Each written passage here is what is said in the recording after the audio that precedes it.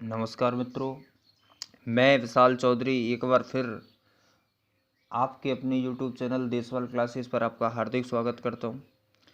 प्यारे मित्रों, मैं लेकर आया हूं आज आपके लिए पुलिस का जो अभी इसी वर्ष नया टॉपिक जोड़ा है, महिला कानून एवं बाल अपराध।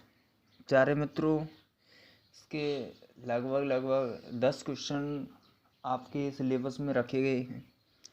तो दोस्तों, महिलाओं कानून एवं बाल अपराध, दोस्तों आज इसी के एक पहलू पर अपन चर्चा करेंगे। दोस्तों चलो इसमें देखते हैं क्या आपको पढ़ना है और क्या आपको छोड़ना है।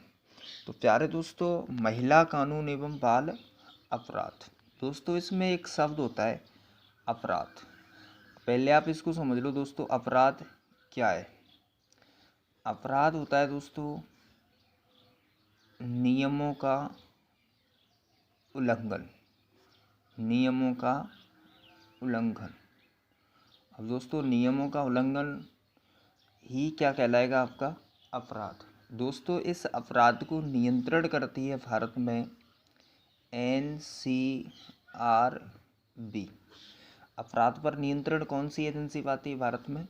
NCRB। इसकी दोस्तों फुल फॉर्म होती है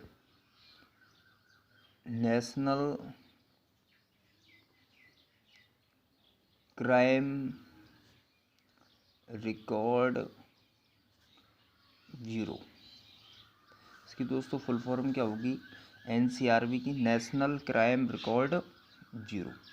दोस्तों इसकी स्थापना होती है 11 मार्च 1986 में। ठीक है दोस्तों, इसकी स्थापना कब हुई? 11 मार्च 1986 में। प्यारे मित्रों याद रखना, 11 जुलाई को ही जनसंख्या दिवस मनाया जाता है। ये 11 मार्च है, उधर 11 जुलाई है।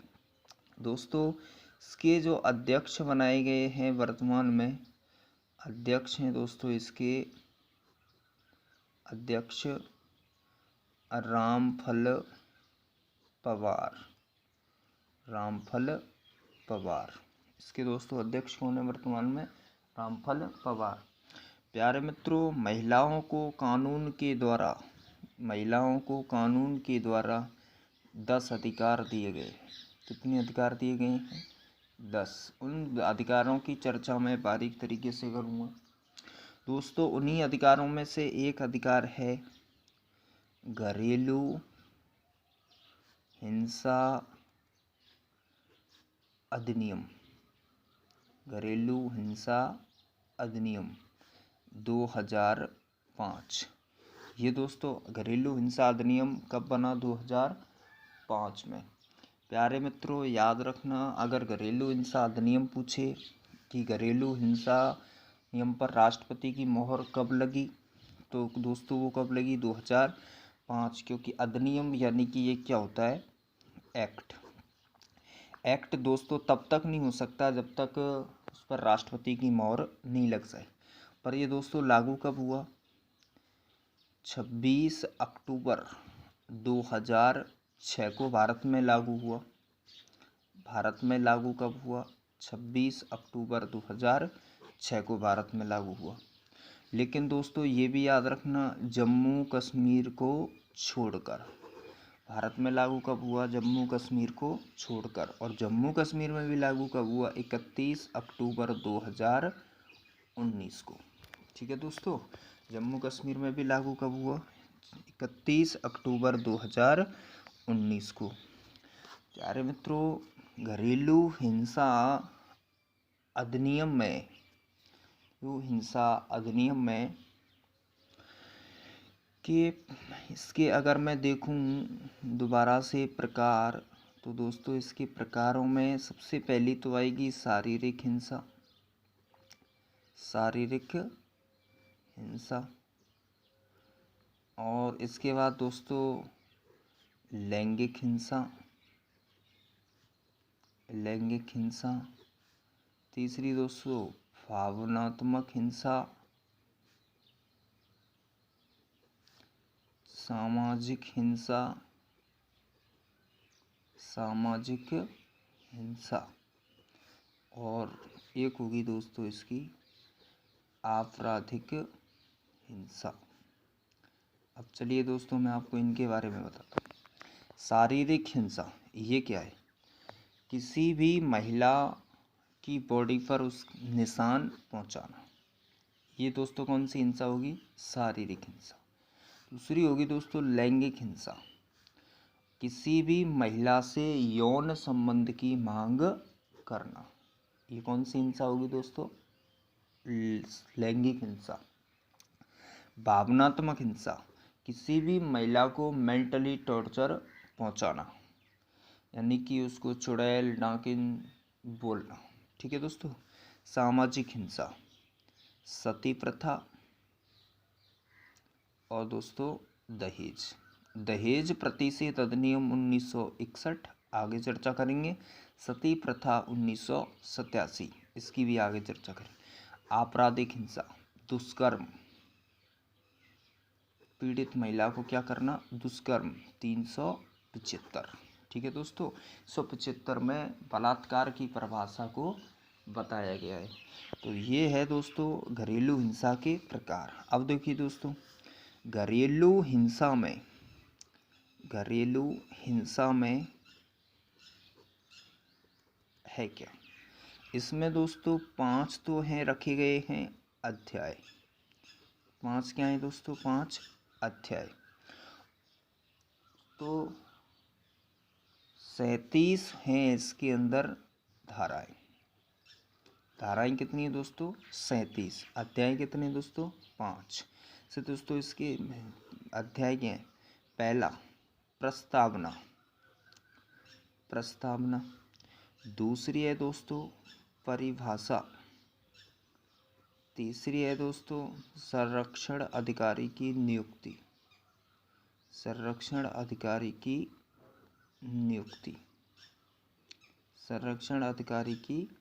नियुक्ति। और दोस्तों चौथा है इसमें राहत के आदेश। और दोस्तों 5वीं है इसमें विविध। ठीक है दोस्तों, 5वीं क्या है इसमें? विविध। पहली प्रस्तावना, परिभाषा, संरक्षण अधिकारी की नियुक्ति, राहत के आदेश, विविध। प्रस्तावना धारा 1 या 2, परिभाषा 3। दोस्तों इस टॉपिक का सबसे इम्पोर्टेंट क्वेश्चन यही है कि घरेलू हिंसा की परिभाषा किस धारा के अंदर रखी गई है? धारा 3 में। धारा तीसरा संरक्षण अधिकारी की नियुक्ति, राहत के आदेश, विविध। परिभाषा 3 में और संरक्षण अधिकारी की नियुक्ति 4 से 11, राहत के आदेश 12 से 29 और विविध हो गई आपकी 30 से 37। तो आप याद रखना कि घरेलू हिंसा में 5 तो हैं अध्याय और धाराएं कितनी है दोस्तों? 37। चलिए दोस्तों अब धाराओं को देखते हैं। अब आपको इम्पोर्टेंट धाराएं बताने वाला हूँ मैं, आराम से पढ़ना दोस्तों। धारा 1 और धारा 2 और धारा 3। दोस्तों धारा 1 में प्रस्तावना, धारा 2 में पीड़ित महिला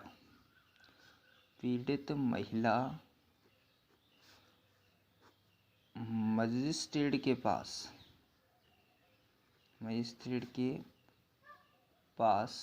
पहुंचती है।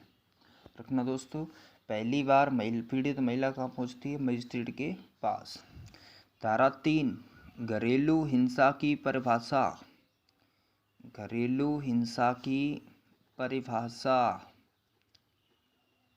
इम्पोर्टेंट लगा के पढ़ना। घरेलू हिंसा की परिभाषा कौन सी धारा में है? धारा 3 में। आईपीसी की धारा है दोस्तों, आपको ये तो पढ़नी है। धारा 4, धारा 5, धारा 6 और धारा 7 और धारा 8। दोस्तों 8 में ठाठ। ठीक है दोस्तों। पर धारा 4 को देखो।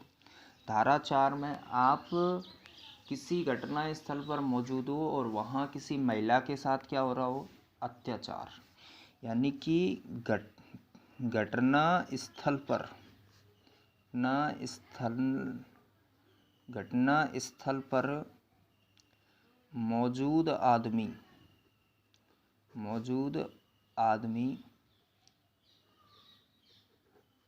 संरक्षण अधिकारी को उसकी क्या देगा, सूचना। ठीक है दोस्तों, घटना स्थल पर मौजूद आदमी संरक्षण अधिकारी को क्या देगा, उसकी सूचना। धारा 5 में संरक्षण अधिकारी महिला को उसके अधिकारों के बारे में समझाएगा। किसके बारे में समझाएगा दोस्तों, अधिकारों को बारे में समझाएगा कि उसको ये अधिकार मिले। धारा 6 में दोस्तों, धारा 6 के अंदर पीड़ित महिला को आश्रय, ठीक है दोस्तों। उसकी धारा 7 में स्वास्थ्य की जांच और धारा 8 में है संरक्षण अधिकारी की नियुक्ति। अभी दोस्तों संरक्षण अधिकारी जिला स्तर पर होता है और धारा 9 में इसी के क्या रखे गए हैं, कर्तव्य। धारा 10, मैं तो 10 रुपये की सेवा करूँगा, सेवा प्रदाता की नियुक्ति।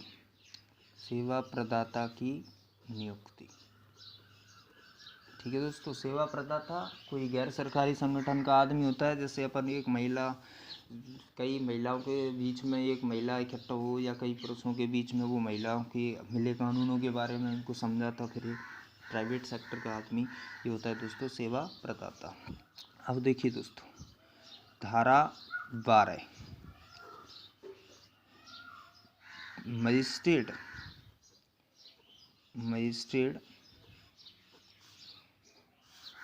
1+2 यानी कि 3 दिन के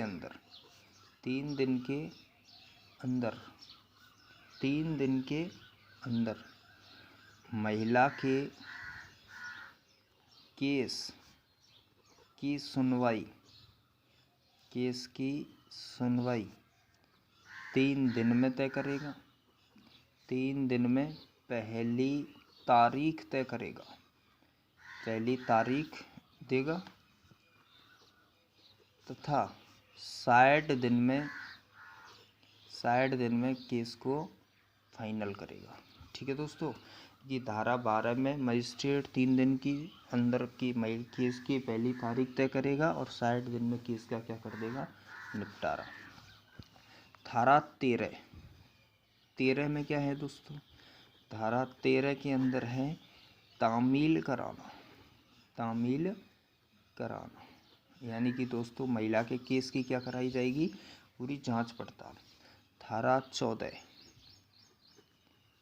14 में संरक्षण अधिकारी महिला को केस के बारे में पूरा समझाएगा दोस्तों। ठीक है दोस्तों, धारा 16 के अंदर दोस्तों महिला के केस की सुनवाई